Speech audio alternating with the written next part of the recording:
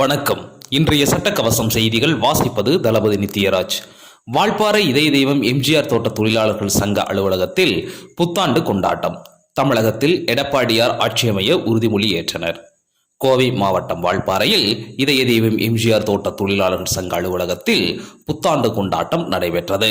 இவ்விழாவில் வால்பாறை இதய தெய்வம் எம்ஜிஆர் தோட்ட தொழிலாளர் சங்க தலைவரும் அண்ணா தோட்ட தொழிலாளர் சங்கத்தின் மாநில பிரிவு தலைவருமான வால்பாறை பி ஹமீது அவர்களுக்கு தோட்ட தொழிலாளர்கள் ஆள் உயர மாலை மற்றும் சால்வை அணிவித்து உற்சாக வரவேற்பு அளித்து புத்தாண்டு நல்வாழ்த்துக்களை தெரிவித்தனர். இவ்விழாவில் வால்பாறை ஏ அஹமது அவர்களிடம் தோட்ட தொழிலாளர்கள் பஞ்சப்பட்டி 11 ரூபாய் குறைந்துள்ளதால் கேரளாவுக்கு இணையாக 500 ரூபாய் சம்பளம் பெற்று தர வேண்டும் என்று கோரிக்கை வைத்தனர்.